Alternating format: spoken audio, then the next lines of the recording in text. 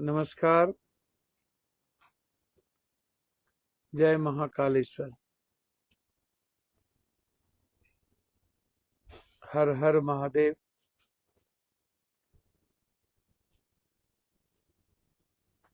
जय भैरव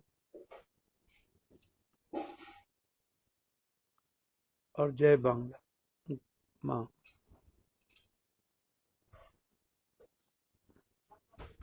मैं बांग्ला में हूँ, बांग्ला मुखी माँ के पास उज्जैन में।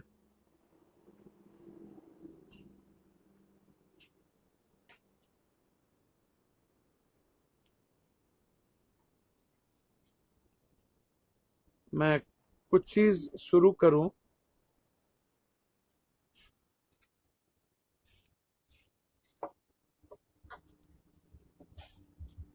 मेरी लड़ाई किसी दल और किसी व्यक्ति के प्रति नहीं है। मैं सबका रिस्पेक्ट करता हूं।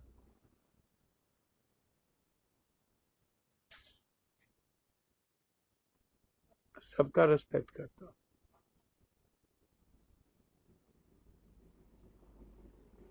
मेरा सवाल शुरू होता है, आप इसको देखिए। शुरू में कहां से कर रहा हूं। ये विधायक बन गए हैं, कांग्रेस से अभी विधायक बने हैं। इनका नाम एसआईआर में काट दिया गया था। फरक्का विधानसभा से कांग्रेस उम्मीदवार मोहताब शेख, ये सुप्रीम कोर्ट गए। 15 दिन पहले किसी तरह अपना नाम जोड़ा गया। सुप्रीम कोर्ट ने कहा जोड़ने के लिए, और ये विधायक बन गए।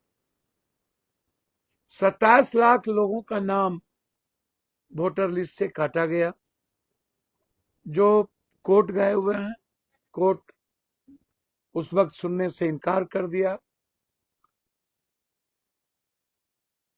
और वो 27 लाख वोट को आप सोचिए कि मैं ये एसआईआर की बात नहीं कर रहा हूं, ये बात मैं कर रहा हूं वोटर लिस्ट की। एक जज साहब ने भी कहा था कि मेरे भी नाम को काट दिएगा।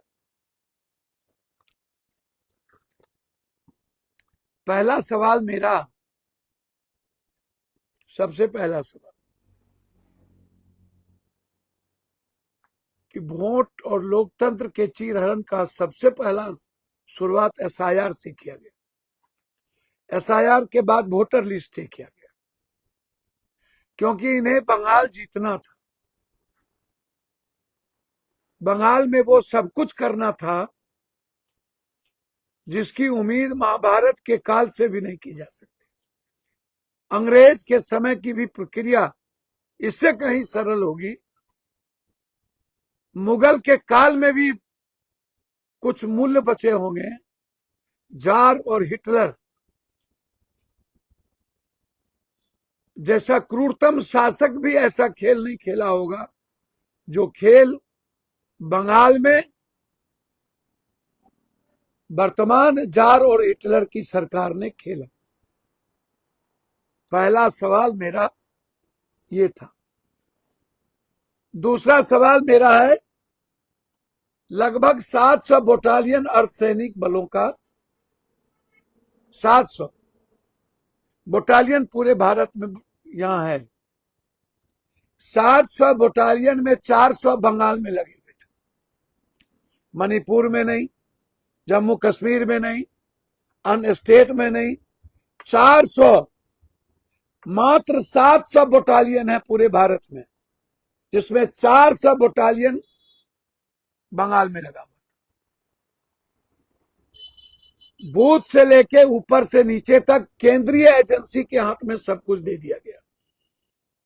बंगाल के सारे अफसर को खत्म कर दिया। अर्धसैनिक बल को नफरत में झोंक दिया। इन पॉलिटिकल सिस्टम ने, पॉलिटिकल पार्टी ने हमारे अर्धसैनिक बलों के भीतर भी इतनी नफरत भर दी कि उन्होंने संविधान को ही दरकिनार कर दिया। वोट ना पड़े।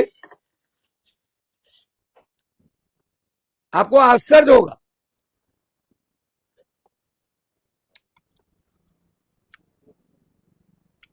जो ममता दीदी ने आरोप लगाया, उनको लात मारा गया, सीसीटीवी फुटेज बंद कर दिए गए, एक मुख्यमंत्री को जाने नहीं दिया गया। ये तो बच गई, यही बहुत है।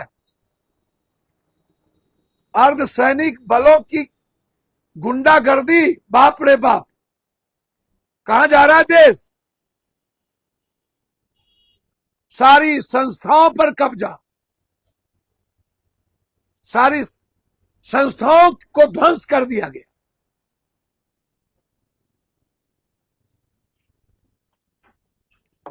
इतना बड़ा आतंक राज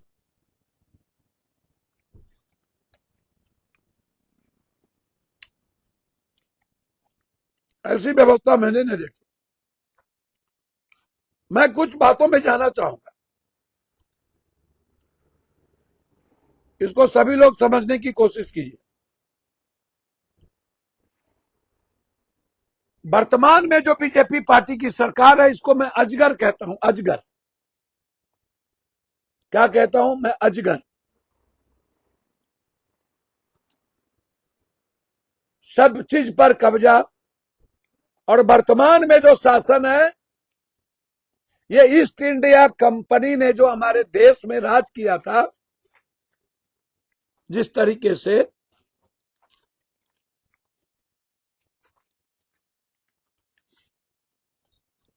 वो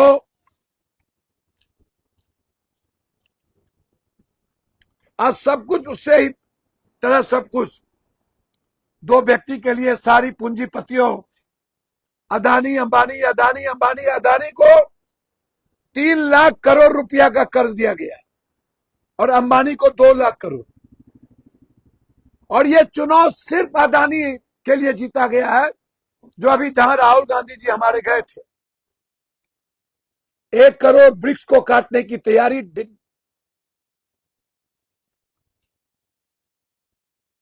सही, आज राहुल जी ने ट्वीट किया है कि कुछ कांग्रेसी और कुछ लोग इसमें खुशी मना रहे हैं। ये गलत प्रक्रिया है।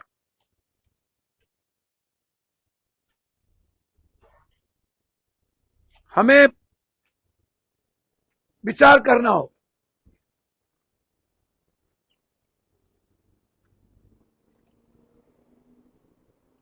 मैं आता हूं, मैंने क्यों कहा ईस्ट इंडिया कंपनी, मैं पहले वहां आना चाहूंगा।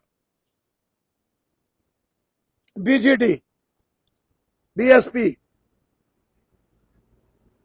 एसएस, शिव सैनिक, जेडीयू, टीआरएस, वाईएसआर, पीडीपी, आप, टीएमसी, बाला साहब ठाकरे, बादल, रेड्डी, सबको बारी बारी से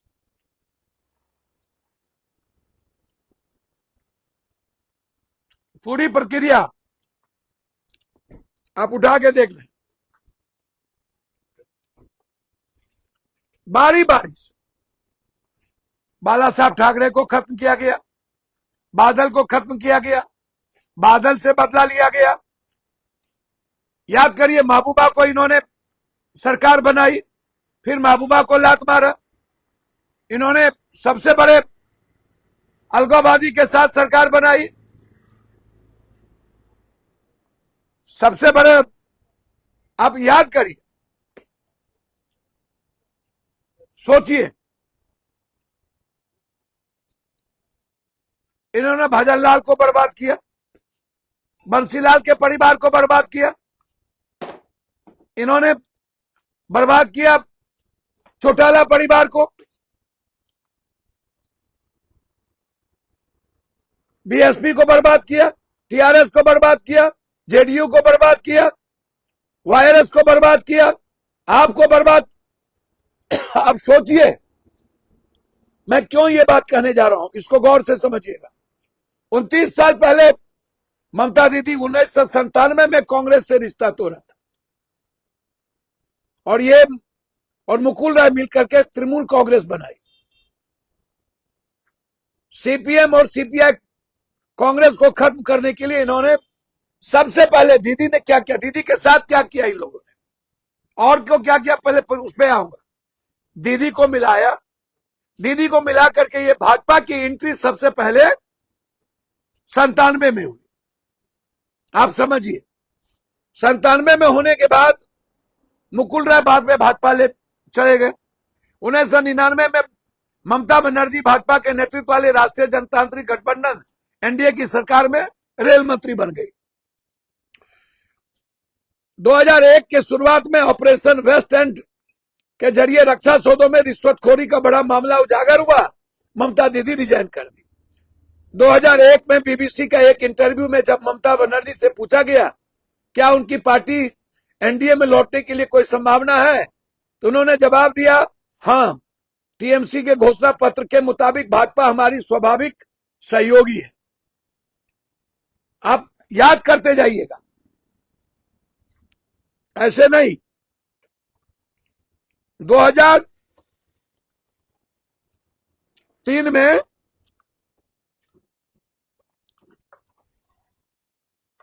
ममता बनर्जी फिर एनडीए की सरकार में शामिल हो गए, और बिना पोर्टफोलियो ममता बनर्जी लगभग कई महीना बिना विभाग के रही।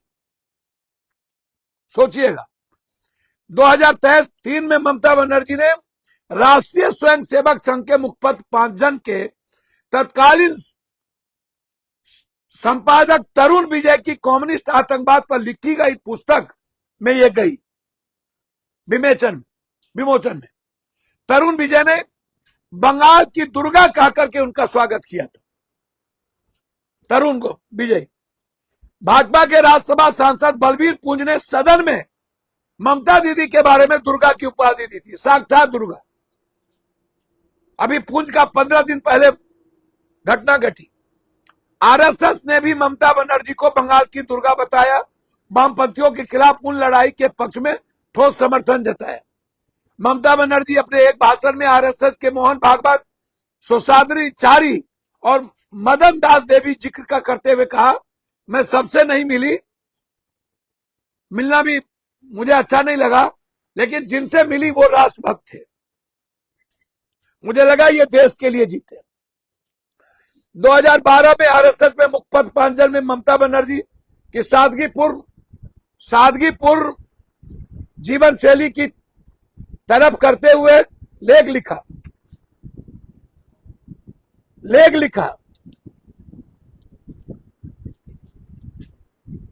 कहा कि ममता उन बिरले राजनीति में है जिन्होंने राजनीति का इस्तेमाल पैसा कमाने के लिए नहीं किया। काश कि देश को ऐसे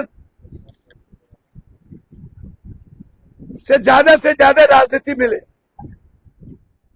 2019 में ममता बनर्जी ने एनआरसी और सीए के खिलाफ बहुत आंदोलन किए, मगर जब सीए पर संसद में मतदान हुआ तो टीएमसी के 8 सांसद रहस्यमय तरीके से गैर हाजिर हो गए, जिसमें यह बिल पास हुआ। आपको आश्चर्य लगेगा, ममता दीदी ने उन एमपी पर कार्रवाई नहीं किया, यह बिल पास हो गया। 27 जनवरी उसको बकस दी दीदी ने।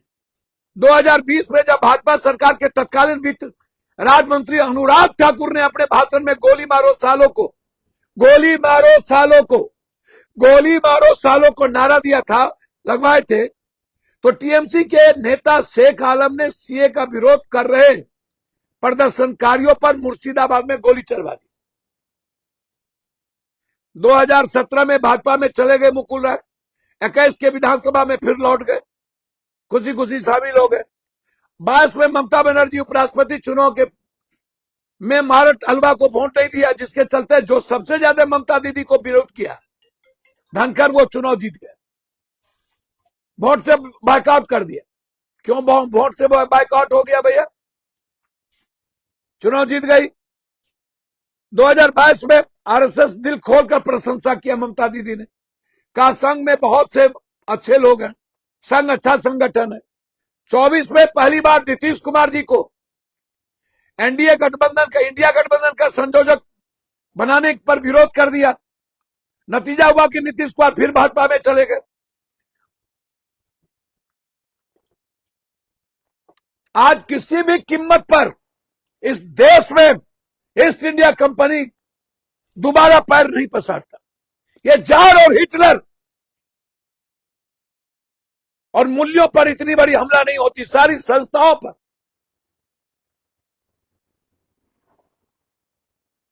और नीतीश कुमार का विरोध ममता दीदी के द्वारा करवाया गया। 2024 के लोकसभा में ममता बनर्जी इंडिया गठबंधन से अकेला चुनाव लड़ी और फिर चुनाव नरेंद्र मोदी चुनाव जीत गए। अब मैं बार बार कह रहा हूं, ममता दीदी को अजगर के तरह गिल गया ये बीजेपी। दीदी आज वही काट रही है जिसमें इन लोगों को बोने का मौका दिया। सबसे ज्यादा दुख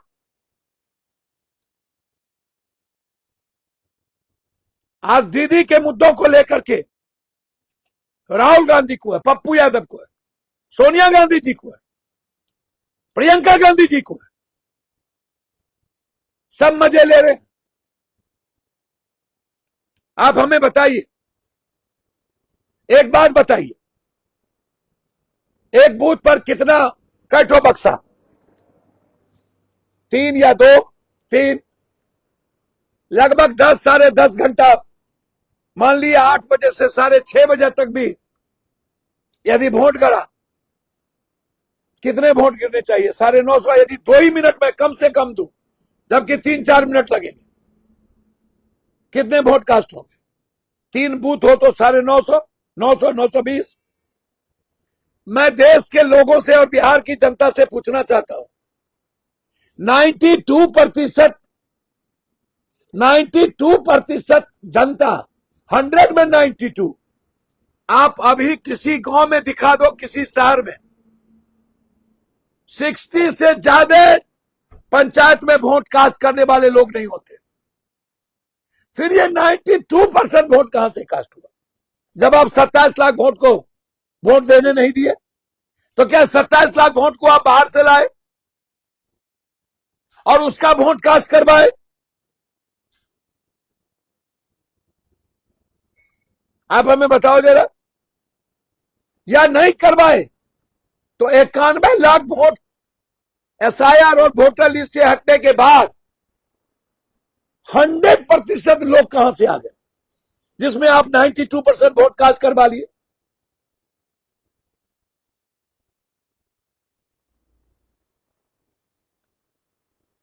क्या यह जांच का विषय नहीं है? स्टालिन हार गया, ममता दीदी मुख्यमंत्री रहते हार गई, गौरव गोगोई हार गए। मतलब आपने चिन्हित कर दिया कि हमें हराना है, कोई विपक्ष न रहे। बारे बा, बारे बा, अजीब है भाई। और यदि मुख्यमंत्री स्वाभाविक रूप से हारी है, ये तो दुर्भाग्य है इस देश के लिए। इसका मतलब है इस देश में कोई मुख्यमंत्री अपने क्षेत्र में काम नहीं करती, या नहीं तो करता और ना ही कोई सेवा करता है। मुख्यमंत्री हार रहा, मुख्यमंत्री हार रहा। और जो ममता दीदी 1 रुपया नहीं उठाई, आज तक बंगाल के में अपनी जिंदगी दे दी, मैं साथ हूं, रहूंगा। मेरा यह भी सवाल था, जश्न किस बात का? 2 विपक्ष भी चुनाव जीते, आपका एक विधायक तमिलनाडु में जीता है, सर्व नहीं होता। पांडिचेरी में कैटो आप जीते हो, केरल में कैटो जीते हो। अजीबो गरीब कहानी है भाई, अजीब। मात्र 2 से 3 गिनती थी तब ममता दीदी को हराया गया। जश्न मना रहे हो। मैं उज्जैन आया हूं आत्ममंथन करने और महाकालेश्वर से पूछने, कल लौटूंगा।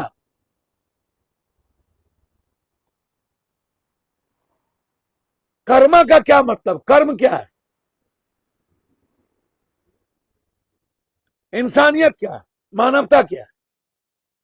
पूरी दुनिया एप्स्टीन फाइल में फंसी हो, किसी पर फर्क नहीं पड़ता।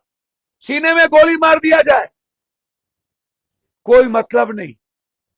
गैस कहीं नहीं मिलता हो, कोई मतलब नहीं।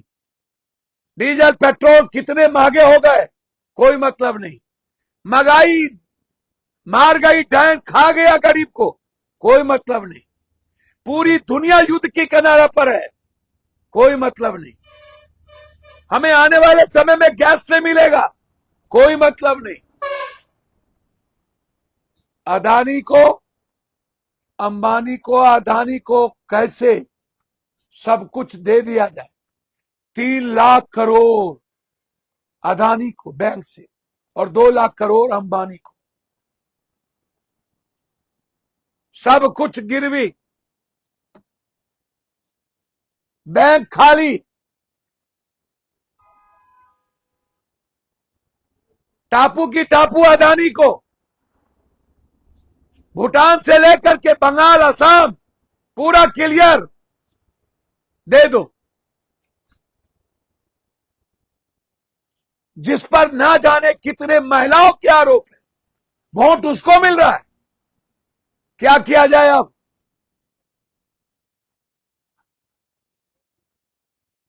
क्यों बेटी बचाओ बेटी पढ़ाओ, क्यों बेटी की लड़ाई लड़ी जाए, क्यों बेटी की आवाज दी जाए। जब वोट उन्हीं लोगों को देना।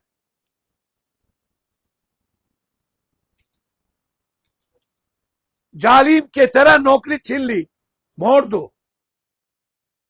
जिंदगी छीन ली, वोट दो। खुशी छीन ली, वोट दो। किचन छीन लिया, वोट दो।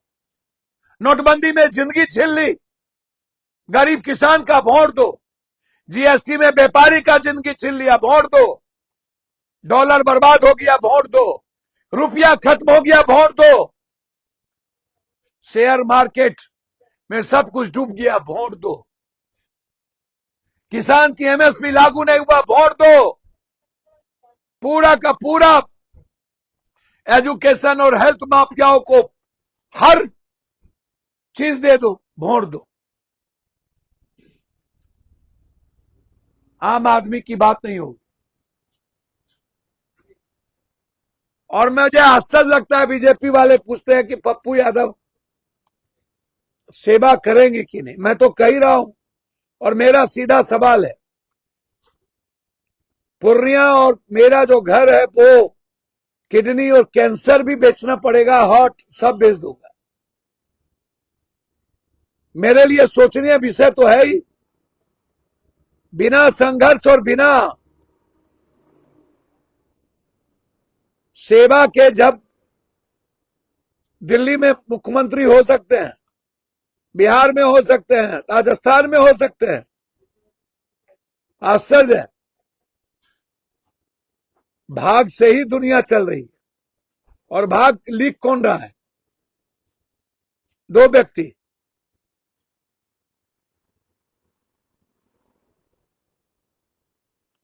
मेरा सिर्फ इतना कहना है,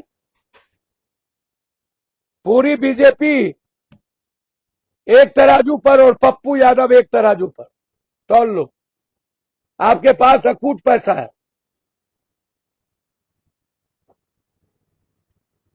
और मैं चैलेंज करता हूं आपको, कल भी कहा, घोषणा करो कि आप अपने अपने राज्य में गरीब की मदद करोगे। हमें, चलो हम तो सोचने पर मजबूर हैं, हमें करना चाहिए या नहीं।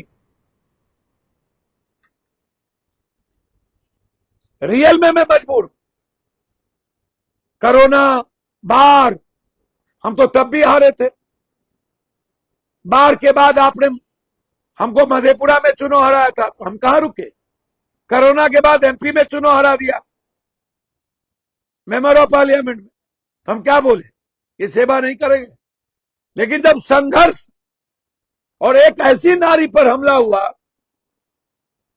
तब मुझे लगा कि ये तो लोकतंत्र के लिए, और जिस जनता और जिस बंगाल की संस्कृति के लिए दीदी, और जिस मां को 9,000 रुपया दिया, जिस बेरोजगार लड़कों को 1,800 रुपया, 1,200-1,500 रुपया दिया, क्या दीदी को वो वोट नहीं दी? मैं ऐसा नहीं मानता। और जगह पैसा पर वोट दिया, झारखंड में दिया 10,000 रुपया, बिहार में दिया, बगल में असम में दिया, और बंगाल में दीदी का 9,500 रुपया जादू नहीं चला। मध्य प्रदेश में दिया, मतलब दीदी को ही नहीं दिया। क्या यह सोचनीय विषय नहीं है? अंत में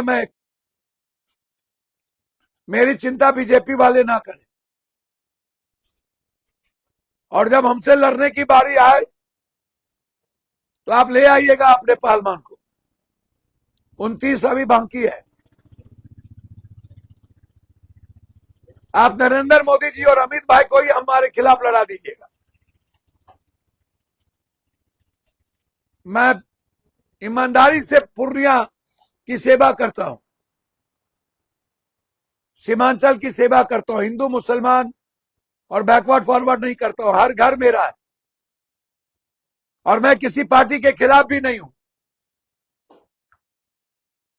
और ना मैं किसी पार्टी को गाली देने आया हूं, और ना देश के प्रधानमंत्री और अमित शाह जी के बारे में मेरी कोई आलोचना है। मेरी व्यवस्था के खिलाफ लड़ाई है। सिस्टम हाईजैक किया गया है। ईस्ट इंडिया कंपनी के तरह 2 आदमी को भारत भेज दिया, हमारी अर्थव्यवस्था खत्म कर दी, हमारी सारी संस्थाएं को चूर कर दिया गया, और हमारे संघर्ष को रौंद दिया गया। 400 बटालियन, 700 में 400 बटालियन ममता दीदी के खिलाफ, बंगाल में मात्र 300 देश की सुरक्षा में। ये लड़ाई, मेरी लड़ाई किसी व्यक्ति विशेष के लिए नहीं है, और न मैं आलोचना करना बैठा हूं।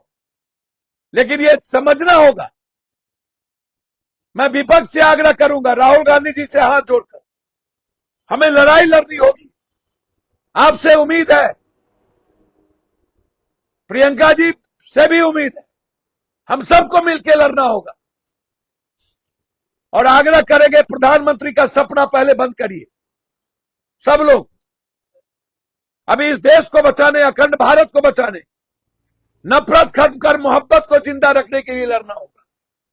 हमें लोकतांत्रिक मूल्यों की रक्षा के लिए लड़ना होगा। हमें संविधान के विचारों को मजबूत करने के लिए लड़ना होगा। हमें भूलना पड़ेगा सब लोग पीएम, और छोटी छोटी पार्टियों से आग्रह करेंगे, जो पार्टी है आप रेस्पेक्टेबल है, आपके कारण स्टेट मजबूत है, आप लड़ते हैं, लेकिन आप नफरत के खिलाफ लड़िए, कांग्रेस के खिलाफ नहीं। सारे लोग कांग्रेस के खिलाफ लड़ते। ये क्या मतलब है भाई? कांग्रेस को भी साथ लीजिए। राहुल गांधी और सोनिया गांधी, प्रियंका गांधी तो किसी चीज पर अड़े हुए नहीं है। एसआईआर की लड़ाई राहुल गांधी लड़े, ममता दीदी सपोर्ट नहीं की। संविधान की लड़ाई लड़े, ममता दीदी सपोर्ट नहीं की। कभी भी राहुल गांधी हमेशा ममता दीदी का रेस्पेक्ट किया, पैर छुए, लेकिन ममता दीदी ने कभी राहुल गांधी को रेस्पेक्ट नहीं किया, बच्चे की तरह। यह क्या बात थी? और लोग भी, और पार्टी के नेता भी राहुल गांधी को एक हमसफर पूछते हैं। आप बुझिए, राहुल गांधी एक कांग्रेस पार्टी का नेता है, ये समझना होगा। और कांग्रेस को भी करो मरो के साथ लड़ाई लड़नी होगी और मजबूत लोगों को सामने ला करके उससे बात करनी होगी। उसकी बात सुनिए।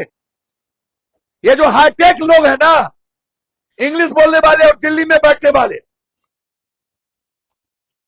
उनको भी रखिए, मुझे आपत्ति नहीं है, वो भी सम्मान के पात्र है। लेकिन जो संघर्षशील साथी है उसको दरकिनार मत कीजिए। और हमें छोटी पार्टी को लेकर के अभी भारत बचाने की जरूरत है। और अभी से ही पंजाब, अभी से ही उत्तर प्रदेश, गुजरात में एक होकर लड़ना होगा। और अभी 6 महीने के अंदर हमें निर्णय लेकर लड़ना होगा। विपक्ष को यह समझना पड़ेगा, अपने अहंकार से निकलकर इस भारत की मानवता को और हमें ममता दीदी की संघर्ष में सपोर्ट करने की जरूरत है और उत्तर प्रदेश को बचाने की जरूरत है। यह लड़ाई अभी से लड़नी होगी। प्लीज, मैं फिर कह रहा हूं, पप्पू यादव ने जो बात कही, ये जो हम उत्तर से पूरा पश्चिम, यह जो चारों तरफ सेवा आश्रम, क्या ये देश के जनता को, गरीब को पसंद नहीं है? सिर्फ हिंदू मुसलमान? अंत में मैं इतना कहूंगा, ये जो देखिए ज्योतिष, अच्छे ज्योतिष का मैं रेस्पेक्ट करता हूं, जो मेडिकल है, जो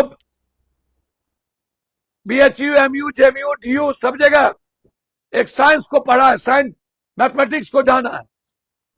लेकिन ये बाबा लोग जो ये शुरू कर देते हैं, सनातन, ये ठिका लिए हुए, ऐसे बाबाओं से भी बचिए।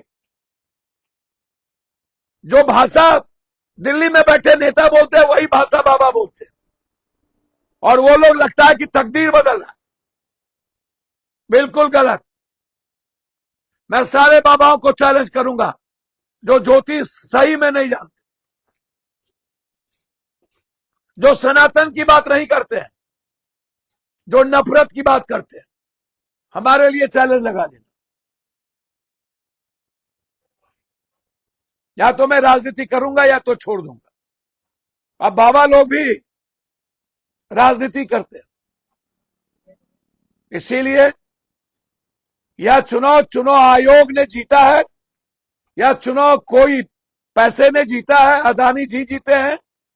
यह चुनाव यदि विपक्ष एक नहीं हुए तो हम सबको चुनाव लड़ने की प्रक्रिया बंद कर देनी चाहिए। इससे सीखने की जरूरत है। पप्पू यादव को ज्ञान मत बांटिए।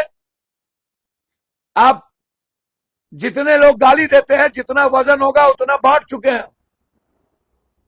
हमें क्या करना है मुझे पता है, लेकिन मैं इतना जानता हूं, ये मेरे लिए गंभीर पल है। मैं महानगरी आया हूं, उज्जैन की नगरी, मैं विचार करने ही आया हूं। मुझे क्या करना चाहिए, यह निर्णय मजबूती के साथ चिंतन करके लूंगा ही। आपके कुछ हाथी चले बाजार, कुत्ता भूखे हजार, ऊंट बैठियो जाए तो गधा से ऊंचे होता है। आपके तरह चोर नहीं ना है, आपके तरह लूटते नहीं ना है, आपके तरह घर नहीं ना भरते हैं। मेरी पूरी जिंदगी कोरा कागज और सादा है। मेरा सब कुछ गरीब का है, वो रहेगा, लेकिन उसकी सीमाएं क्या होगी, ये इस पर जरूर मैं विचार करूंगा। फिर आग्रह करूंगा विपक्ष से एक होने की, डरने की जरूरत नहीं है। दीदी से संघर्ष सीखने की जरूरत है। राहुल गांधी, सोनिया और ममता दीदी, ये लोग मिलकर इस भारत में बड़ी लड़ाई को शुरुआत करिए। हमारे जैसा वर्कर मरने और जीने को तैयार है। बहुत बहुत धन्यवाद। नमस्कार, नमो बुद्धाय, जय भीम।